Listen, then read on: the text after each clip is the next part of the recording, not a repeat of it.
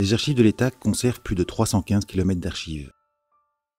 Et ce volume s'accroît chaque année de plus de 10 km. Les 315 km de documents comprennent près de 26 000 fonds d'archives et plus de 10 millions de descriptions, soit une énorme quantité d'informations. Les moteurs de recherche permettent de retrouver des descriptions de fonds et d'unités archivistiques.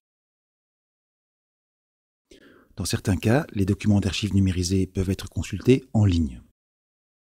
Cependant, toutes les archives conservées aux archives de l'État ne sont pas numérisées et celles qui ont été numérisées ne sont pas toujours disponibles en ligne.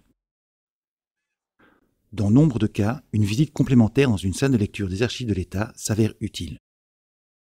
En salle de lecture, vous pouvez consulter des documents originaux et microfilms, mais également les archives numérisées disponibles uniquement via l'intranet des archives de l'État.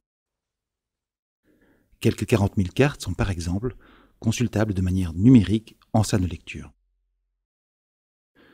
Pour effectuer des recherches dans les fonds d'archives, le chercheur dispose de près de 23 000 instruments de recherche, tels que des inventaires, des jalons de recherche ou des guides de fonds et collections.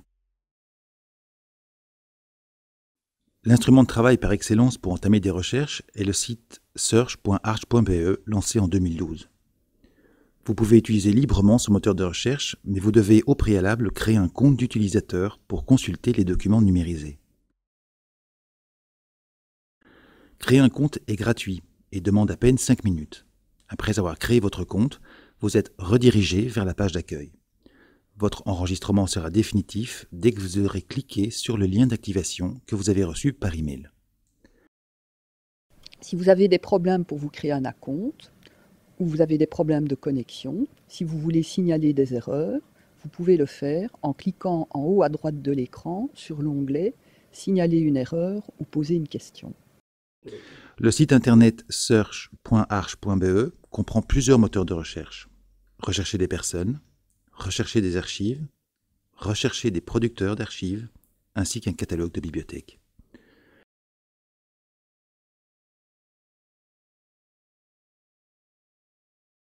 Le moteur Rechercher des personnes est le plus utilisé. Il comprend plusieurs millions de noms de personnes extraits d'actes. Ces actes ont été systématiquement analysés par de nombreux bénévoles qui ont relevé les différents noms et les ont encodés. La plupart des documents repris dans le moteur Rechercher des personnes sont issus de sources généalogiques, c'est-à-dire des registres paroissiaux et des registres de l'état civil, mais aussi des actes notariés, des permis de bâtir, des états de biens, des déclarations de succession, des actes d'échevin, des dossiers de milice, des registres pénitentiaires, des images pieuses ou des faire-part de décès. Dans le moteur de recherche Rechercher des personnes, on trouve potentiellement des informations sur toutes les communes.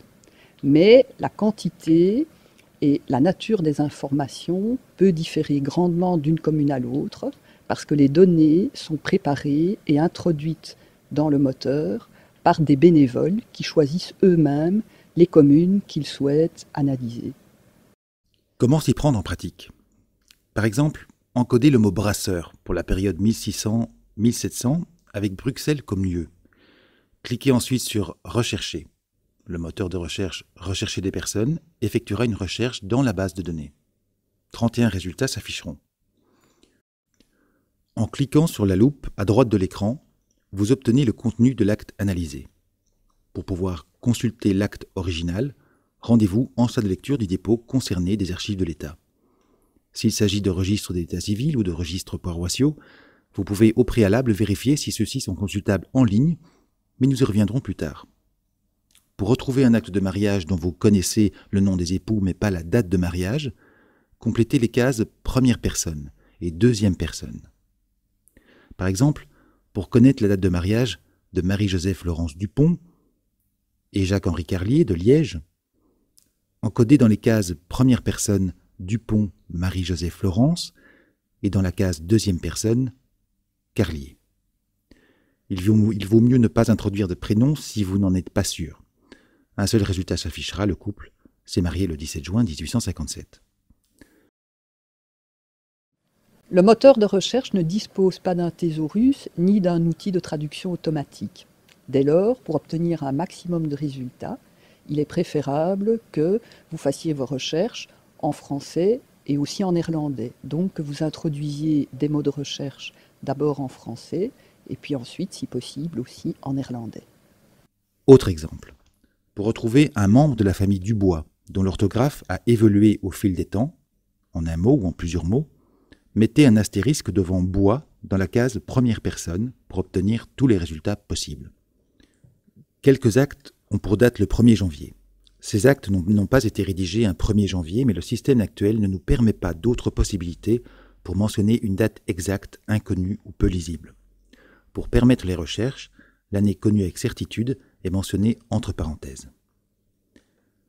Les archives de l'État sont soumises à la loi sur la protection de la vie privée.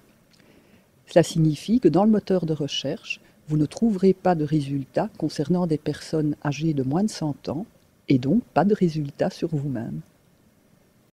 Certains résultats comportent également des doublons. Le résultat de la recherche du nom de Van Cailly Sophie comprend 2 actes de décès, mais à y regarder de plus près, on voit qu'il s'agit du même acte, traité par 2 projets bénévoles différents. Lors du traitement et du téléchargement des projets, les archives de l'État ne sont pas en mesure de vérifier si un acte a déjà été traité dans le cadre d'un autre projet. Vous pouvez cocher aussi les options exactes ou homonymes. Par exemple, le nom de famille Dupont peut s'écrire avec un T ou un D. En cochant l'option homonyme, toutes les variantes sont prises en compte par la recherche. Parmi les résultats figurent les Dupont avec un T ou un D, mais également d'autres variantes comme DuPont ou DuPoint.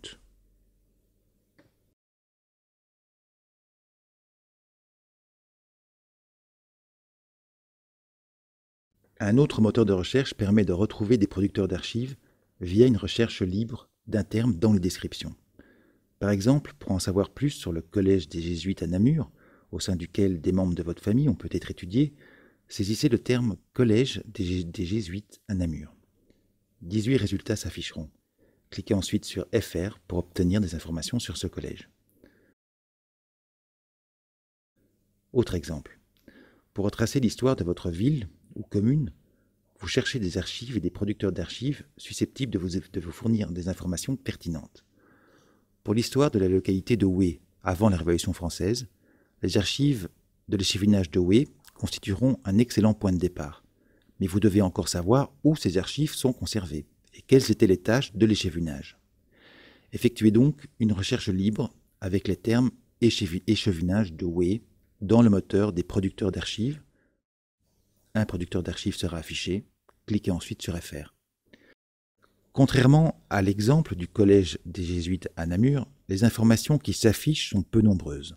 Vous obtiendrez cependant une liste des fonds d'archives, c'est-à-dire un lien vers les inventaires traitant les archives du producteur concerné.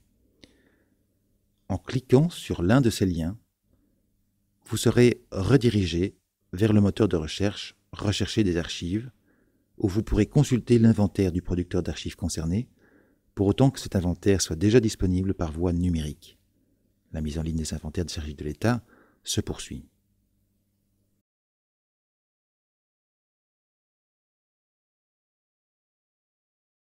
Le troisième moteur de recherche est le moteur permettant de rechercher des archives. Vous pouvez lancer une recherche libre dans toutes les informations disponibles et affiner ensuite votre recherche en utilisant des critères ou filtres de recherche comme par exemple le lieu de conservation des archives, une rubrique ou une période. Par exemple, en effectuant des recherches généalogiques, vous découvrez qu'un de vos ancêtres a habité ou eu des liens avec l'abbaye de Bethléem ou de Bélian à Mévin-les-Monts. Vous souhaitez donc consulter les archives de cette abbaye. Une recherche avec les mots-clés abbaye Bélian donne 11 résultats, triés par ordre de pertinence. Si vous avez effectué la recherche sans filtre, les résultats comprendront à la fois des descriptions de fonds d'archives et d'unités archivistiques par ordre décroissant d'importance. Le moteur de recherche ne prend pas seulement en compte l'ensemble des termes abbaye Bélian, mais également les mots isolés abbaye et Bélian, de sorte que les fonds d'archives proposés concernent également la congrégation des filles du Sacré-Cœur de Jésus à Mons ou la paroisse de Eudeguien. Si vous cliquez sur abbaye Bélian, une nouvelle fenêtre s'ouvre avec toutes les informations disponibles. Une description des archives, des informations sur l'historique du producteur d'archives et de ses archives, les règles de consultation, les documents apparentés, c'est-à-dire en fait l'introduction de l'inventaire. Au bas de cette page, vous trouverez l'inventaire, c'est-à-dire la description des séries et des unités archivistiques. Il y a 3 moyens pour faire des recherches dans ce fonds d'archives.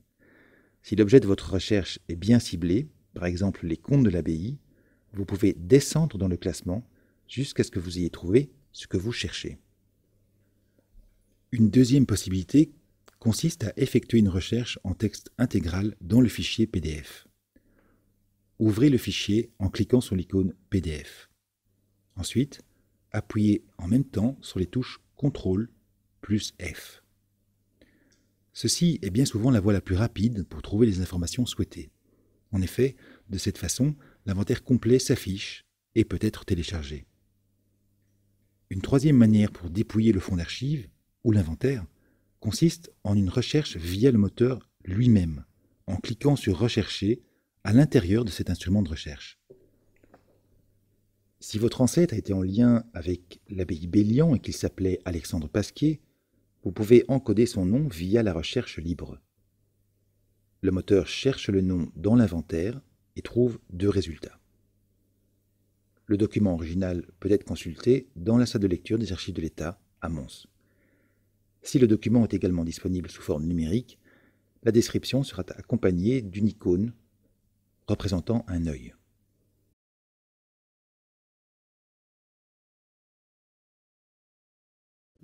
Le dernier moteur de recherche est un catalogue de bibliothèques. En cliquant sur cet onglet, le moteur de recherche du catalogue des bibliothèques des archives de l'État s'affiche. Ce moteur permet de retrouver des livres et des revues que l'on peut consulter dans les salles de lecture des archives de l'État. Il n'est cependant pas possible d'emprunter ces ouvrages. Le moteur de recherche bibliothèque contient également quelques imprimés numérisés. Les images numérisées ont été traitées avec un logiciel de reconnaissance de texte ou OCR, ce qui permet de faire des recherches en texte intégral. L'onglet Thèmes renvoie vers divers instruments de recherche, notamment des guides d'archives, des jalons de recherche et des projets de numérisation. Dans cette rubrique Thèmes, l'onglet Guide donne un aperçu des guides d'archives et des guides des fonds et collections qui sont disponibles par voie numérique et qui ont été intégrés complètement dans le moteur de recherche. La rubrique Thèmes comprend également un onglet Jalons de recherche. Comme signalé précédemment, les registres paroissiaux et les registres de l'état civil peuvent être consultés en ligne, fût-ce partiellement. En effet, tous les registres de l'état civil n'ont pas encore été numérisés. Si vous ne trouvez pas la ville ou la commune de votre choix en ligne, il faudra consulter les microfilms ou les originaux dans une des salles de lecture des archives de l'État. La même remarque vaut pour les registres paroissiaux. La voie la plus aisée pour accéder à ces registres numérisés se trouve sur la page d'accueil du moteur de recherche en cliquant sur les liens vers les registres paroissiaux et les registres d'état civil. Par exemple, vous cherchez l'acte de baptême d'Anne-Joseph Renard, né à Liège, vers 1780. En cliquant sur la province de Liège, arrondissement de Liège et de Verviers, vous obtiendrez un aperçu de toutes les paroisses disponibles. Cherchez ensuite Neufchâteau, paroisse Saint-Laurent. Cliquez. Sélectionnez ensuite acte de baptême et la période souhaitée. Si une icône représentant un œil s'affiche lorsque vous déroulez les dates, cela signifie que des images numérisées sont disponibles. Pour pouvoir les consulter, il faut évidemment être connecté avec votre compte d'utilisateur. Une description archivistique s'affiche et si vous êtes connecté, vous verrez aussi l'onglet « Documents d'archives numérisés ». Cliquez. Vous pouvez maintenant feuilleter le registre pour chercher l'acte souhaité. Comme vous savez que la personne concernée est née vers 1780, il vous faudra vérifier les premières pages du registre. Et voilà l'acte recherché, daté du 10 septembre 1780. L'acte ne peut pas être imprimé ni téléchargé. Si vous souhaitez une copie, vous pourrez l'obtenir contre paiement auprès du dépôt des archives de l'État qui conserve l'acte original. Pour consulter les registres de l'état civil, la méthode de travail est identique. Vous connaissez donc à présent quelques trucs et astuces vous permettant d'exploiter au mieux les moteurs de recherche des archives de l'État. N'hésitez pas à faire quelques essais dès à présent.